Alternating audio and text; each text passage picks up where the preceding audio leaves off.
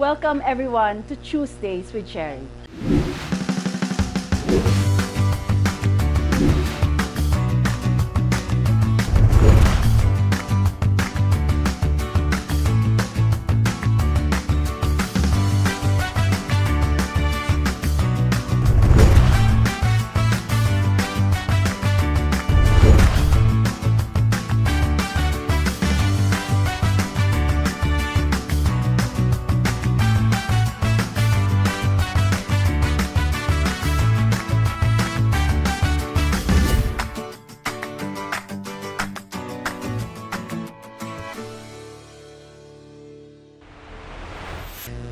Welcome back to Tuesdays with Cherrie, and we are so excited to show you what Chef Jake has prepared for us.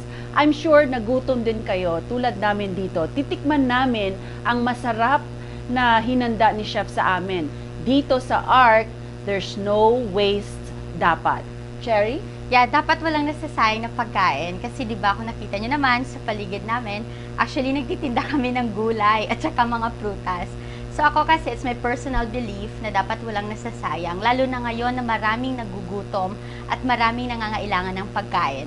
So in Agrea Rescue Kitchen, we partner with Chef Jake Rivero kung saan lahat ng mga gulay at prutas, bago sila itapon or may kunting reject or ugly fruits and vegetables, at yung mga sobra-sobrang produkto ng ating mga magsasaka ay mabigyan ng hustisya. So we are into food justice. So siguro, you know, tanungin natin si Chef Jake. Chef, anong pinipare mo sa amin? So, what we have right now is yung niluto natin kanina. So, we have the grilled vegetable sandwich. So, and then we also have the grilled cheese. So, it has a tomato jam inside and then the slice of cheese. And basta okay siya. And what else? We also have the pomodoro pasta, which is purely tomato-based siya. Okay. So, fresh tomato lang siya, and then you have... Parang there's no... No meat. Okay, sa dalawa. And then these bowls? It's for the main event, okay? Yes. Main event pa? Di ba ito main event? Spanish chorizo bowl, and then the lengua salpicao. Okay, so why don't we try it now, Cherrie? Ako mag-uumpisa ako sa sandwich ni Chef kasi walang meat. I will try this grilled sandwich of Chef Jake, ha? I think, Jewel, ang sarap niyan. Kung sa Ilonggo pa no, namit gid. Kung sa Bisaya, so good. namit gid, no? Kung sa Bisaya, kalambing kaayo.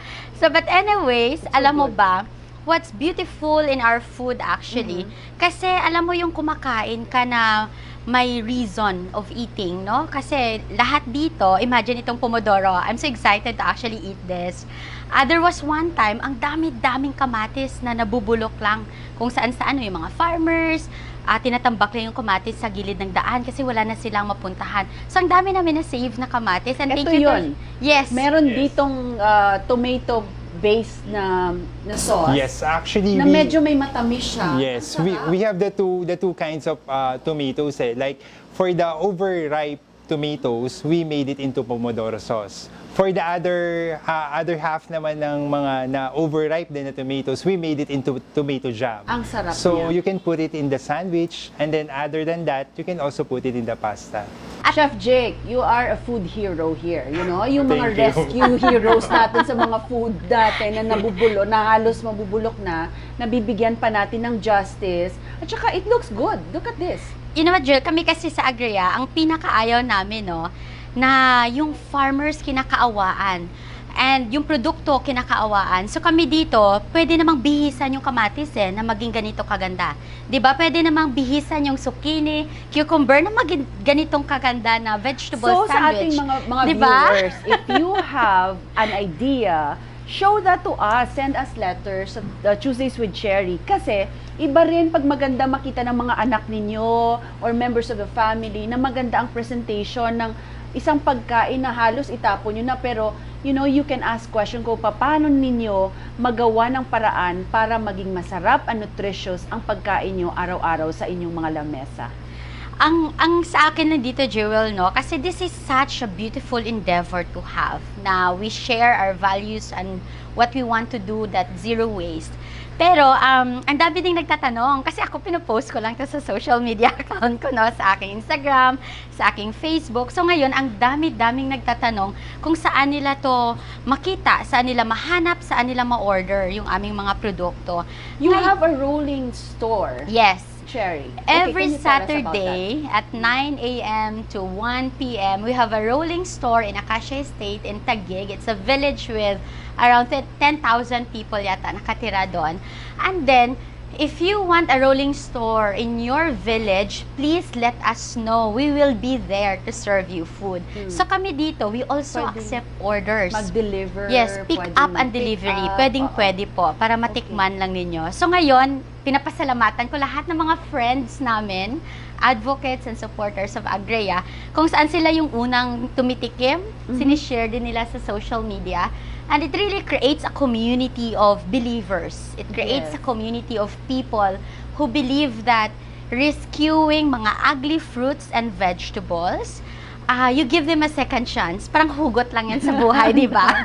Sabi ko sa inyo, dito sa Tuesdays with Cherrie, we teach you skills, but we teach you also life skills. And ito yung ginagawa sa Agrea Rescue Kitchen. So may mga rescuer kayo. So minsan hindi nyo alam anong gagawin nyo sa ripe banana, sa ripe kiwi or overripe na mga mangoes. Tumawag lang kayo sa Agrea. They will be with you to teach you how to make use of what you already have there. Huwag nyo itapon ho. Yung sa amin pala, the inspiration behind ARC, you know, the Agrea Rescue Kitchen, kasi parang it's Noah's Ark. But when you do Noah's Ark, you know, if you're in an ark, if you're in a boat, we need to sail together. However po, since we are talking about food, and we are talking about food saving, we talk about naman seasonality. So, per season lang din yung food namin. Baka hanapin nyo yung aming avocado burger, hindi na siya available ngayon kasi wala ng avocado, di ba? Tama. We also do artisanal. You know, artisanal by sourcing local, using our local chef who can make it very, very beautiful in terms of taste, in terms of look, and in terms of, you know, feeling good when you eat it. And then we also have like to make it intentional.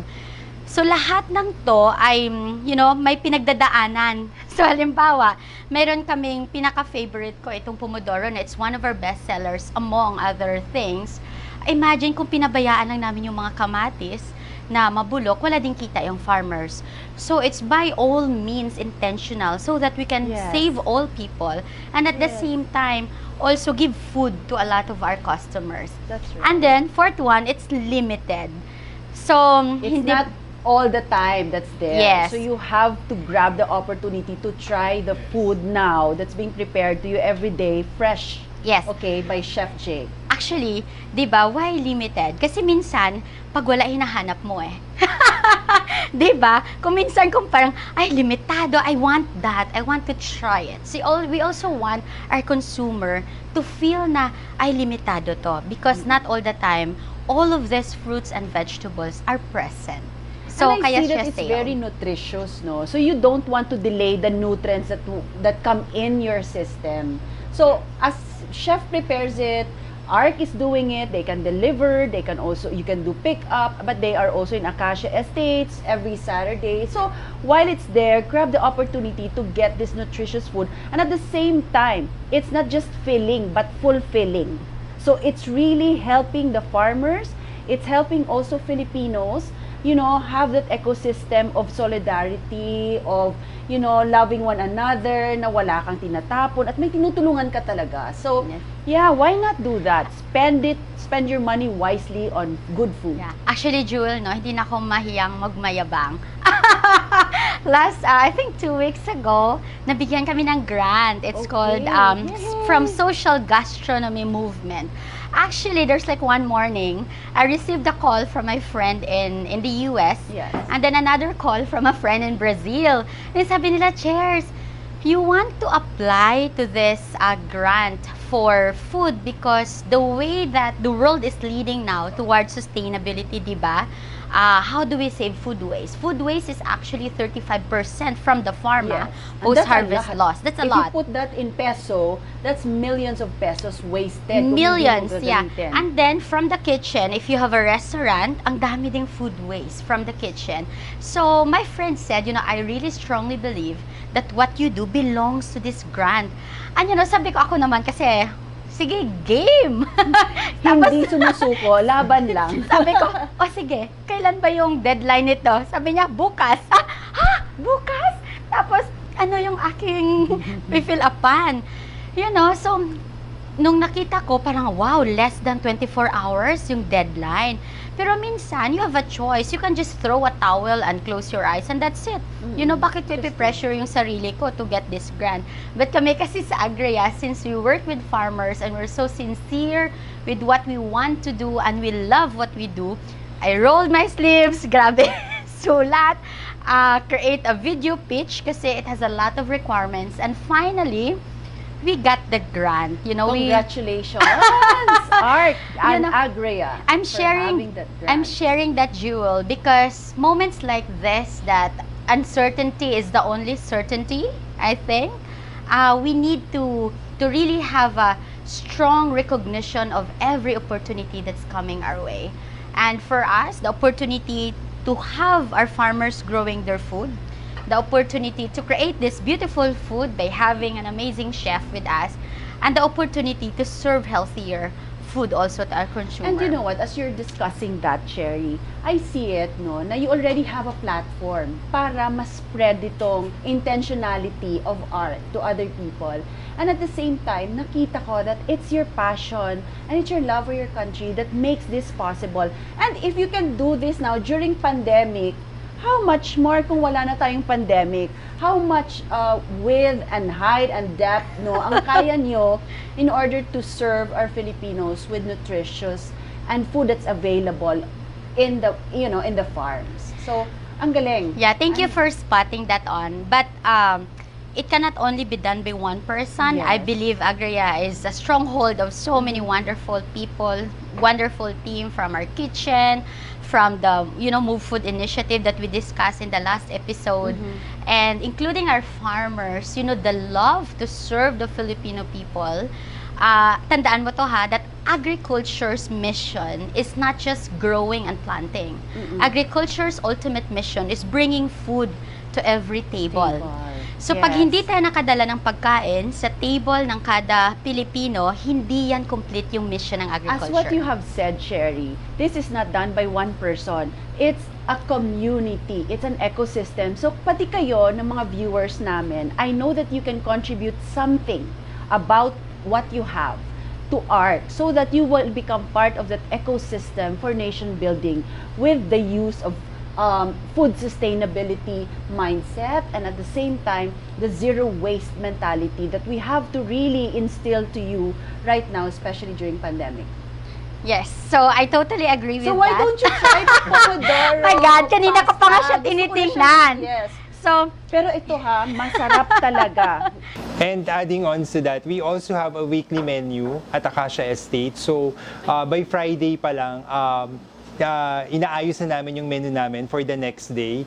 And then we post it on our Instagram account. It's ARC or Agrea Rescue Kitchen. And on Facebook, it's the same ARC Agrea Rescue Kitchen. Jewel, And sandali lang ha, munti ko na makalimutan yung pangalan ko.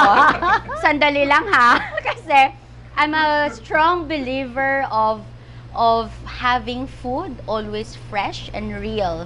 And for me, this is so real, like the sauce all fresh from tomatoes, and then nandito yung favorite cherry tomato ko, and it tastes so cherry sweet. tomato. Kanina, when chef was actually cooking, I was observing, it was just so quick, Hindi siya matagal. Ang pagluto nitong pomodoro pasta, all you need to have are those ingredients that will be flashed on the screen, and at the same time, pag fresh kasi, dun mo malalasahan talagang masarap. You don't have to put a lot of seasonings, a lot of salt, a lot of condiments, kasi the natural sweetness and taste of the fruits, vegetables here, yun yung magbibigay ng lasa. Yan ang mga sikreto ng mga Italiano. But no, Filipinos cook better. Okay? Filipinos cook better. And ito pa, Ang pinakamasarap dito, like for example, this parsley, no, and all the basil, they're also fresh. Sarap. So ito yung masarap dito kasi halos lahat, 'di ba? These are highly perishable crops eh. Pag kinuha mo yung basil, kinuha mo yung parsley, in less than a day nalalanta na 'yan, you know. So this one, ang sarap lang kasi lahat fresh talaga. So if you have these tomatoes na medyo matagal na at hindi mo nakikita, ano yung signs, chef, na dapat mo makita na i-preserve mo na siya and make something out of it? Well, mapapansin natin kapag yung tomato is sobrang soft na and then feeling mo nagtutubig-tubig na yung loob na. I think that's the best time, for me, that's the best time to convert it into a sauce. Ang sarap. May Thank isa you. pa akong nagustuhan pag puro tomatoes lang, yung igisa mo lang siya with onions. Ang sarap din niya to pair it with rice and fish. Ang sarap niyan. Masarap Pero talaga this tayo one, kumain. ay, Ngayon, ang may hilig ko isa pong pa tayo kumain. hindi natikman. Ang Sandali rice bowl, lang. which one is that? Yung this rice is like bowl. chorizo, and this one is... The lengua salpicao. I like the lengua Anong gusto mo? salpicao. Okay. Chorizo You rice. eat the lengua salpicao, I'll eat the chorizo rice bowl. Ano naman, dalawa na yung carbs ko Chef. dito, pero I don't care kasi masarap kumain. Oh, this one is brown rice, red rice. That's the red rice. The red rice. Ito brown okay. rice. Okay. This one, ang mas maganda That's chorizo rice. Yes, bowl. maganda pala dito. I really For need to breakfast. mention this. Our rice in Move Food Initiative and ARC are actually all organic. For example, this red rice and this brown rice, they're all coming from our organic farms in Negros. I need to mention family farms in Negros for shipping all the organic rice from the farmers in Don Salvador Benedicto, farmers from Yes. Burgos And So Ang close to our heart. Negros, May taga Negros after kita, di talking bala? to several farmers in Negros, will become a home of, organic vegetables and fruits actually. And there's a big market. It's a $1 billion market na pwedeng sumali ang Pilipinas on just having organic farming. So, how is it, Chairs? Chef, ang sarap. Pati yung egg, ang sarap. The egg is actually from an organic farm partner of ours also in Rizal. Wow. And aside from that, we have, as Miss Cherrie said a while ago, that we have lots of kinds when it comes to the rice. So we have the regular white rice, we have the pink, we have the black, we have the red. I still have to try the pink rice na yan. So good. Masarap. Ang alam ko lang, pag hindi white at saka itong mga brown, this is very good source of what do you call that? The nutrients that is needed for brain development. Okay? So, mas dapat, the darker the rice is, the better daw. Pero chef, I just have to pass this. These are the juices na ginawa natin kanina. The lemonade cucumber and then the pomelo. oh wow, ito yun. So, walang nasasayang talaga. Yes. But, And also no sugar siya. So honey yung ginagawa nating sweetener sa kanya, which is raw. Meron din tayong source of Yeah, masa-surprise ka dito. Ay. Alam mo ba, parang yung store namin, it's like a one-stop shop of everything you want to eat and you want to have in your household and in at your saka that's what's kitchen. needed now. Kasi ang mga tao, di ba, hindi na makaka-dine in. But you're not limited to just dining in and getting great food, no? So you can call ARC for these kinds of wonderful dining experience. Ako nag-enjoy ako. Nag-enjoy So, talaga Jewel, ako. no, as chef mentioned, wala kaming sugar dito. We use honey. Ito sa tabi ko. This honey is actually from the indigenous people's community in Morong, Bataan. Alam mo ba, hindi madaling ibaba yung honey na to. Our logistics team need to pick it up like 2 a.m. just to meet the farmers, yung mga IPs partner namin dito. And we work with United Nations Development Program, UNDP, for this one. And I also realized that in order to move everything, no, hanggang sa table, you need collaboration of everyone. Sa LGU, sa farmers, government agencies, para madala ang pagkain talaga up to the kitchen of chef and up to your home. So, ang galing. Ang Hindi talagang siya madali. Oo, hindi siya madali. But Pero then, nakakatuwa. it can be done. Nakakatuwa. Yes, hindi siya madali, nakakatawa, and it can be done, at ang sarap-sarap nito. Masarap ito, Kaya chef. kailangan nyo rin tong orderin. Oo. Kanina Actually, lahat nga, naman masarap. masarap talaga Oo. lahat. Alam mo, sabi mo nga kanina, hindi siya madali. But what's fulfilling sa ginagawa namin dito. Kasi yung mga customers namin, like for example, the Acacia Estates, they've been with us since day one. We started Move Food Initiative and they've been with us for the Agrea Rescue Kitchen. So kanina, bestseller lahat ng mga juices namin. Talaga? Bestseller yung lahat ng mga pomodoro sauce namin. So maraming salamat po. Kaya sa mga villages, subdivisions, if you want to request for Move Food Initiative and Agrea Rescue Kitchen to have a rolling store in your village, ay nako, ikinakatuwa po naming serbisyohan kayo.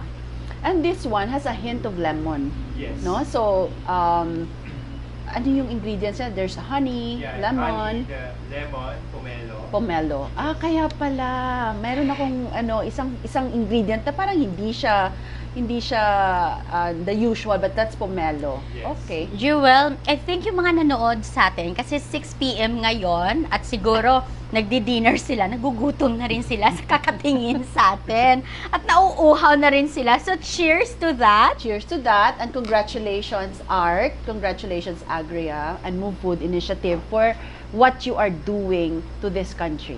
Thank you so much po. So if you want to touch base with us, please follow us in Facebook. We have Agrea Rescue Kitchen.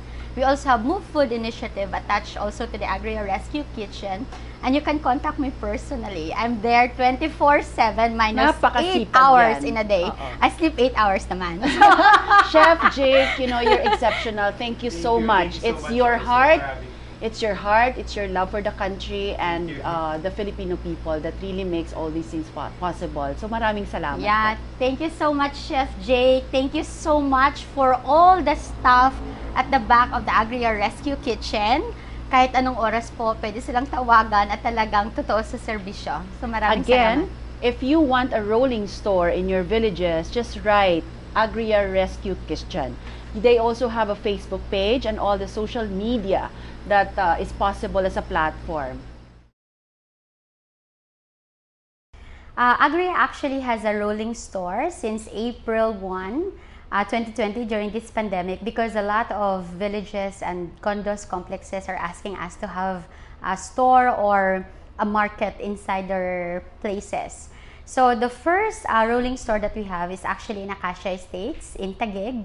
It's because of our mover, Sef Karandang. She's special mention because from the beginning of the Move Food Initiative, she has been with us, and until now she has been always helping. And the Acacia Rolling Store actually started, it's because the Acacia Estates has 10,000 families and population living inside the village. And during the lockdown, a lot of them are actually worrying where to buy their produce, where to have access for fresh fruits and vegetables. And the markets are actually far from where they are, and most of the supermarkets around are having empty shelves, so they're panic buying where to go. What happened to that is their village clubhouse was actually open to be our Saturday market, and in that Saturday market, it's actually very joyful to see that all the village owners are actually following protocols. So you are not accepted in the village market if you don't have a mask or right now a face shield. And of course, everyone every Saturday at 8 to 12 noon, they're very excited for the Agrea truck to arrive with fresh fruits and vegetables. So they're put in crates and baskets, nakapila po, very, very colorful. It has, from tomatoes to cabbages or whatever the farmers would bring us. They're all present in the store, in the rolling store.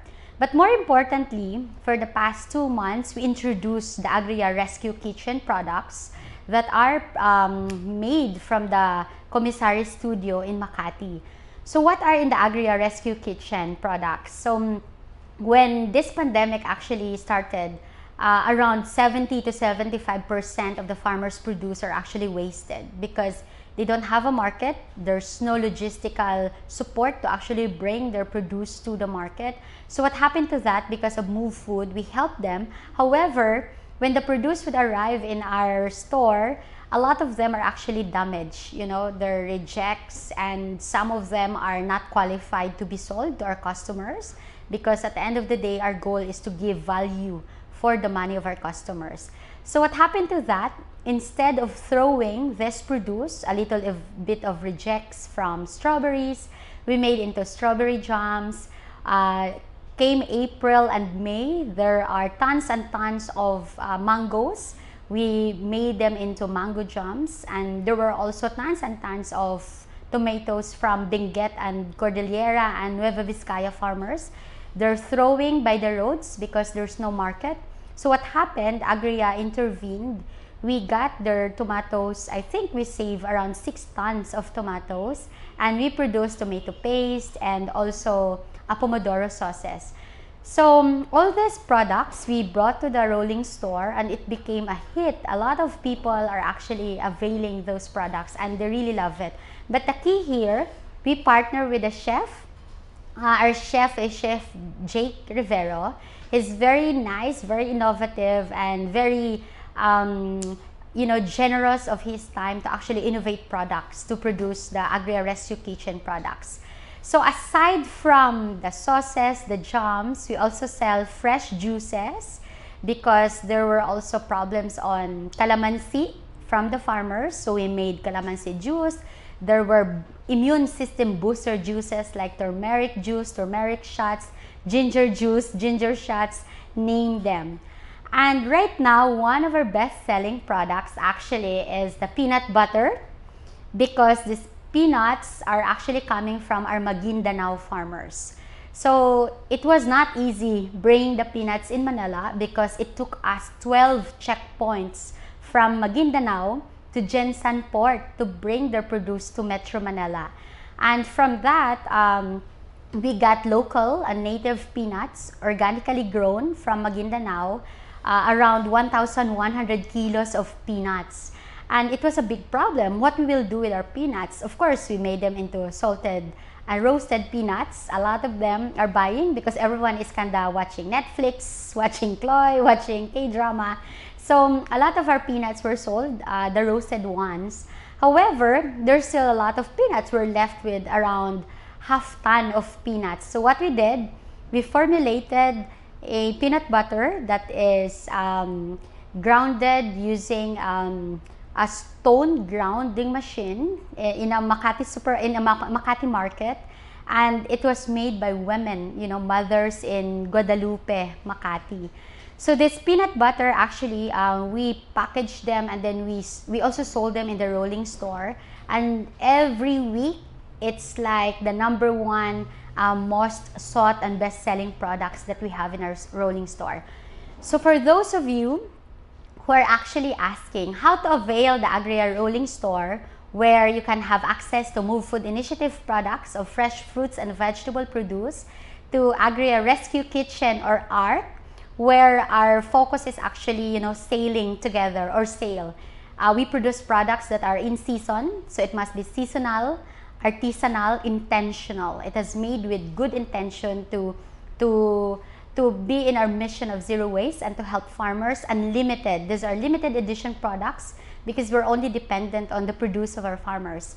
So by sailing together, all of these are available in the rolling stores every Saturday. And if your village, if you live in, gated subdivisions or condo complexes, and you're still worried how to access for fresh produce, how to help our farmers in the Philippines, and also you're tired of going to the supermarkets because you're still afraid to go out, please let us know.